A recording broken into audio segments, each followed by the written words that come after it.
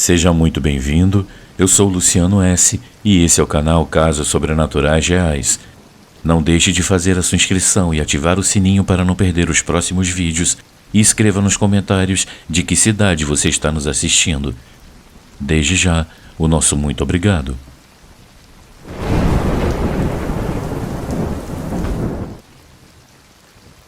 A Casa Assombrada de Curitiba.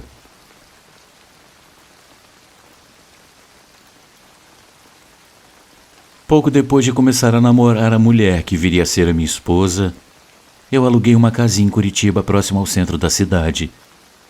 Dentro de pouco tempo, nós decidimos morar juntos e então ela se mudou para minha casa. Eu estava prestes a começar um novo trabalho e precisei passar por um treinamento intenso na sede da empresa que ficava em São Paulo, e por isso eu não pude ficar em casa com ela na primeira semana. Todas as manhãs, nós conversávamos ao telefone enquanto ela ia para o trabalho. Ela me contava toda vez que havia tido dificuldades para dormir na noite anterior. Ela descrevia os sons que a mantinham acordada, como alguém correndo pela casa, objetos caindo das prateleiras da cozinha, portas batendo e assim por diante. Dentro de 3 dias, o meu treinamento chegou ao fim e eu finalmente pude voltar para casa. Eu estava convencido de que alguém estava invadindo a casa se aproveitando do fato dela estar sozinha. Por outro lado, minha namorada acreditava que um fantasma estava vagando pela casa. Depois de chegar do trabalho e tomar um banho, eu fiquei no quarto vendo TV quando senti algo ou alguém puxando a minha perna. Eu fiquei imóvel esperando que acontecesse de novo. Após alguns segundos, aconteceu novamente, dessa vez de uma forma muito mais agressiva. Eu senti uma mão parar na minha perna pouco antes de segurar a minha calça e começar a puxá-la. Minha namorada estava na cama comigo e não havia mais ninguém na casa. Não tínhamos nem animais de estimação. Então comecei a ter as mesmas experiências durante toda a noite, exatamente como ela havia descrito ao telefone. De madrugada, eram tantos os barulhos que era como se alguém estivesse destruindo a nossa cozinha. Ouvíamos sons de pratos e copos caindo no chão e ficávamos aterrorizados. Mas quando íamos até lá para ver o que estava acontecendo, nada estava fora do lugar. Também ouvíamos sons como se alguém estivesse correndo pelos corredores, assim como ela havia descrito ao telefone. Uma noite eu acordei com alguém de pé ao lado da minha cama. Em seguida, eu ouvi algumas risadas e depois aquela presença sumiu do quarto. Quando eu virei a cabeça, estava escuro demais para eu conseguir prestar atenção em qualquer detalhe. Luciano, durante o período de 8 meses, muitas coisas estranhas aconteceram. Para resumir, eu vou contar a última experiência que nós tivemos e que talvez tenha sido a mais assustadora de todas.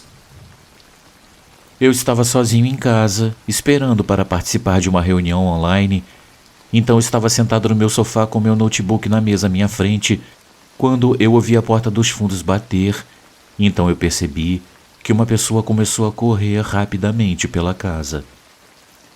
Esses passos eram mais pesados do que antes, e essa pessoa se movia rapidamente. Dada a estrutura da nossa casinha, ele corria na minha direção. Assustado, eu saí correndo de casa e só parei quando cheguei no meio da rua, onde fiquei esperando minha namorada chegar do trabalho. Enquanto eu estava de pé na rua, eu olhei de volta para casa e vi pela janela o que pareceu ser um balão de festa se movendo da cozinha em direção ao meu quarto e depois voltando para a cozinha alguns instantes depois.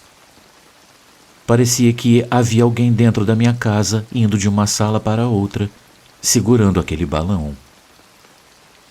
Essa foi a última coisa que aconteceu, e depois, nada.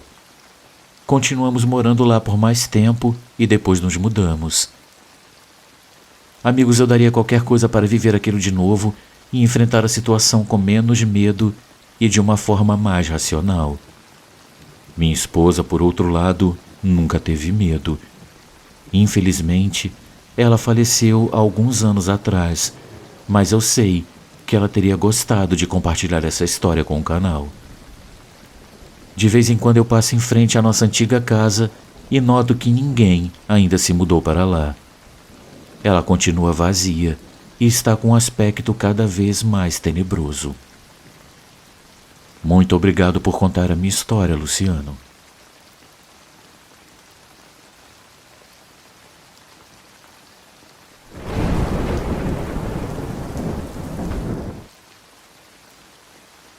O espírito que saiu do corpo.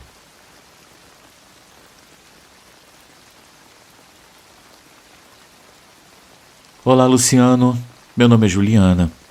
Na verdade, eu não presenciei nenhum relato, mas foi a minha irmã quem vivenciou. Nós morávamos naquela época na mesma casa com nossos pais. Eu devia ter uns 7 anos e a minha irmã 17. Ela tinha muitas experiências sobrenaturais. Às vezes, à noite, ela não conseguia dormir porque a cama dela ficava tremendo. Ela teve várias outras experiências que eu contarei em um outro relato. Mas teve um que me impressionou, pois foi diretamente comigo. Ela disse que estávamos dormindo e ela acordou no meio da noite e presenciou o meu espírito saindo do meu corpo e passando pela porta, que estava fechada. Ela relata que foi próximo ao meu corpo e constatou que eu estava dormindo profundamente. Ela ficou chocada e impressionada, permanecendo acordada até que meu espírito retornasse. Não sabemos por onde ela andou e nem quanto tempo ela ficou fora, mas logo em seguida ela me acordou e me contou o que tinha acontecido. Eu só posso dizer que não me recordo do que estava sonhando, mas acordei muito cansada, como se não tivesse dormido. Obrigada por compartilhar o meu relato e até a próxima.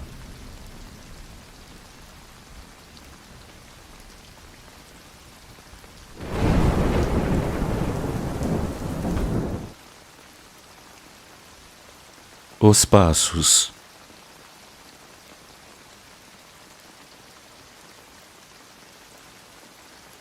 Olá a todos, eu sou a Carla e estou muito animada para compartilhar com vocês uma experiência que aconteceu comigo algum tempo atrás. Desde criança, eu cresci ouvindo histórias paranormais contadas pela minha avó. Eram histórias aterrorizantes que sempre me deixavam arrepiada e, para piorar, minha mãe também tinha suas próprias histórias paranormais. Sempre pensei que tudo isso fosse apenas histórias, até que me mudei para Belém e experimentei algo inexplicável. Eu me mudei para cá quando eu tinha 20 anos e agora moro aqui com meu marido e a nossa filha pequena. Assim que eu cheguei, eu me integrei rapidamente à família do meu marido e comecei a trabalhar cuidando da avó dele, Irene. Irene era uma mulher gentil, mas já estava bem idosa e precisava de ajuda para quase tudo.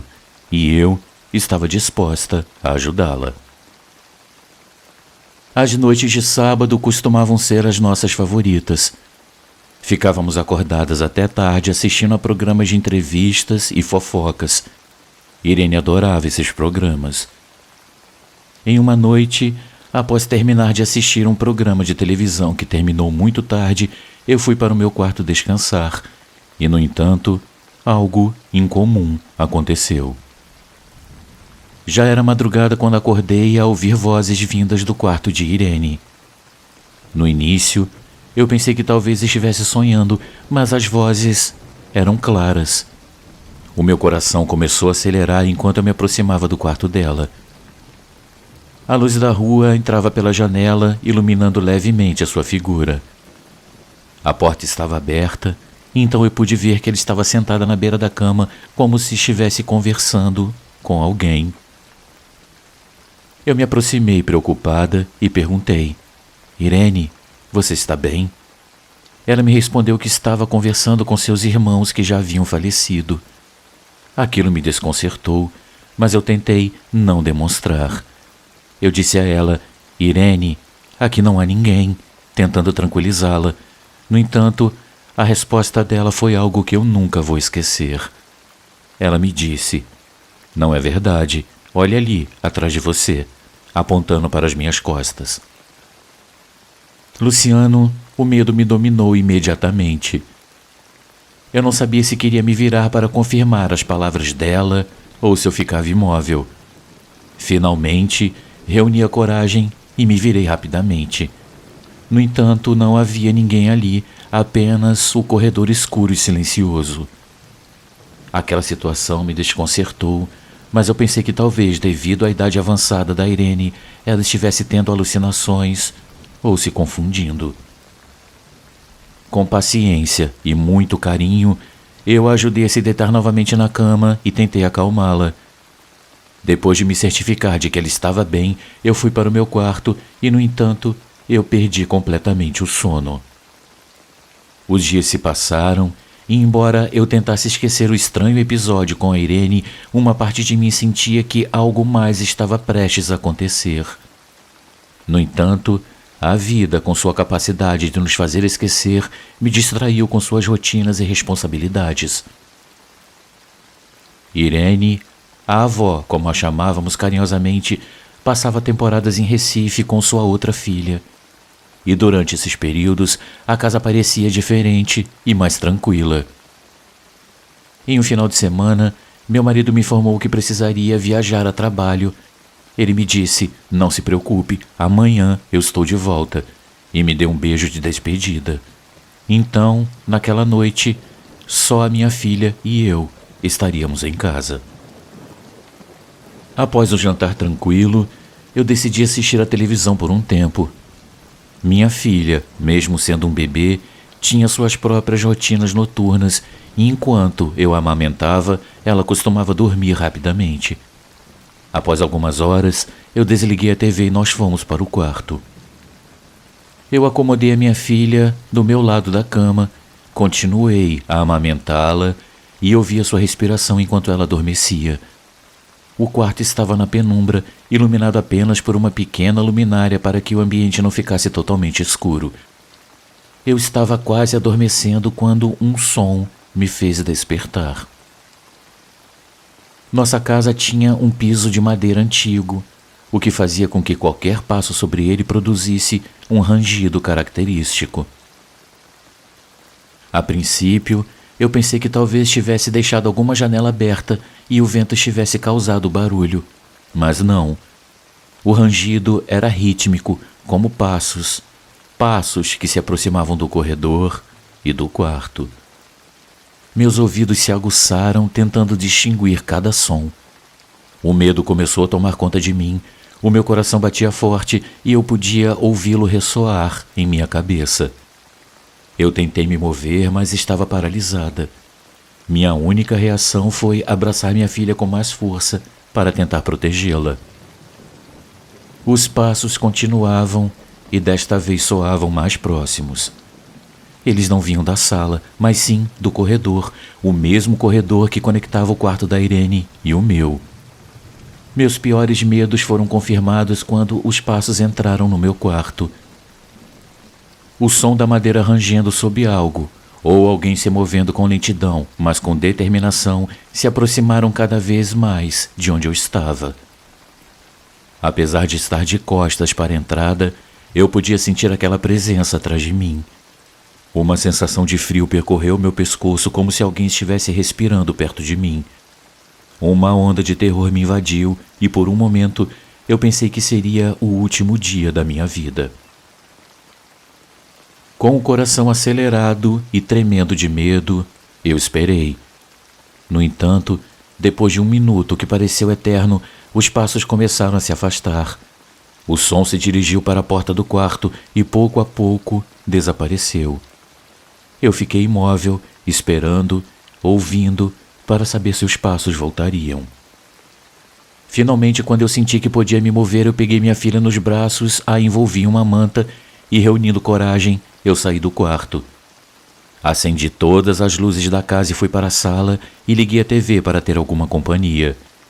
Tentei processar o que havia acontecido, mas eu não consegui conciliar o meu sono naquela noite.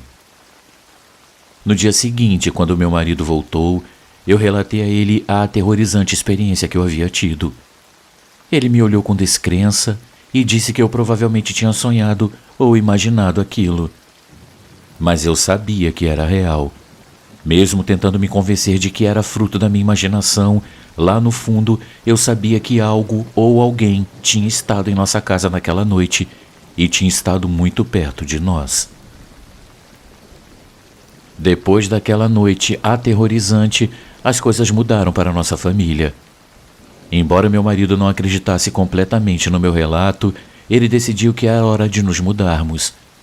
Encontramos uma casa encantadora e saímos de lá. A paz voltou às nossas vidas e, sinceramente, eu me senti aliviada ao lembrar que aquela experiência havia ficado para trás.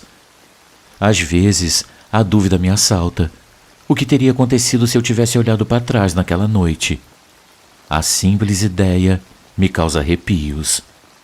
Eu não sei o que ou quem era, mas se o objetivo era me assustar, definitivamente ele conseguiu. A todos que ouvem o meu relato, eu agradeço pelo interesse. Esta é uma das experiências mais impactantes que eu vivi, e embora me inquiete, eu estou grata por ter ficado no passado. Saudações de Belém, Luciano e ouvintes. Espero poder compartilhar mais histórias com vocês em breve. Obrigada a todos por me ouvir.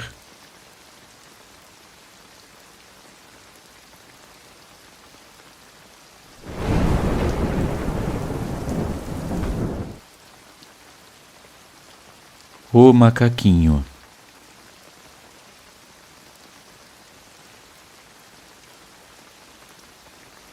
Olá, Luciano. Eu sou uma fã do canal Te Escuto enquanto desenho e faço minhas tarefas. Eu tomei coragem para te contar algo que me aconteceu em um dia que parecia ser um dia qualquer. Eu decidi que era hora de limpar o meu quarto e minha mãe, sempre disposta a ajudar, embarcou comigo nessa missão de se livrar do velho para dar espaço ao novo. Qualquer desculpa era boa para compartilhar um tempo juntas e, entre risadas e lembranças, o nosso dia passou voando. O sol iluminava o quarto de uma forma especial, destacando cada canto e cada sombra entre a montanha de roupas, objetos esquecidos e memórias. Então surgiu algo que eu nunca esperava encontrar. Um macaquinho de pelúcia com um rostinho sorridente, com uma roupa estampada em cores brilhantes e pequenos pontos brancos. Parecia um macaquinho de pelúcia de uma criança, mas ele era de um tamanho bem grande. Você se lembra disso, mãe? Eu perguntei, segurando o macaquinho entre as mãos e o sacudindo para tirar a poeira que o cobria. Ela se aproximou, franziu os olhos e ficou olhando. Então ela me disse: a verdade é que não, mas parece estar em perfeitas condições. Poderíamos vendê-lo. Ela sugeriu, embora ambas soubéssemos que isso nunca aconteceria. Se algo caracterizava minha mãe, era a sua habilidade de acumular coisas. Para evitar mais desordem e sem contar a ela, eu decidi me livrar daquilo. Eu coloquei um saco de lixo que estava cheio de roupas inúteis. Depois de terminarmos o nosso trabalho, eu levei a roupa suja para a lavanderia do bairro, mas aquele macaquinho esperava seu destino na lata de lixo.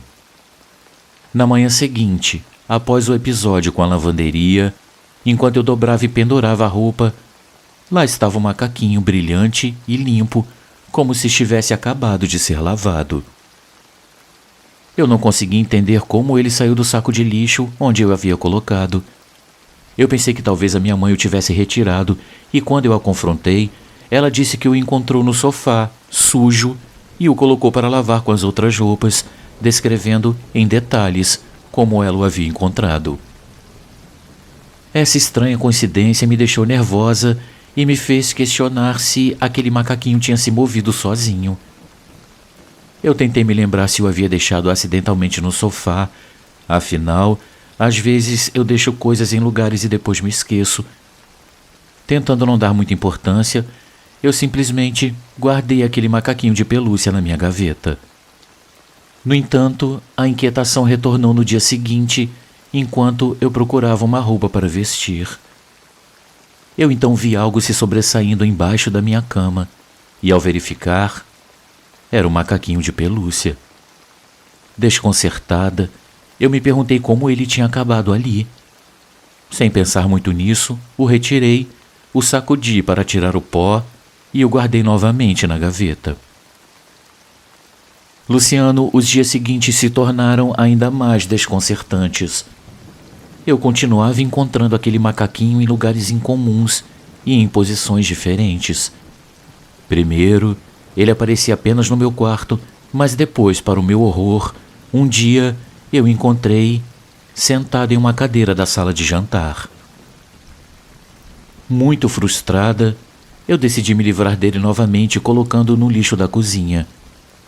Eu esperei pacientemente que o caminhão do lixo levasse, entregando pessoalmente a sacola que continha o macaquinho aos coletores de lixo. Eu fui para a cama naquela noite acreditando que o problema estava resolvido. No entanto, na manhã seguinte, o meu coração parou ao ver o macaquinho no quintal, sujo, com as mãos atadas à porta, como se estivesse tentando entrar. Luciano, o medo me invadiu e eu comecei a me questionar se tudo isso poderia ser uma elaborada brincadeira, ou pior ainda, se aquele macaquinho de pelúcia tinha vida.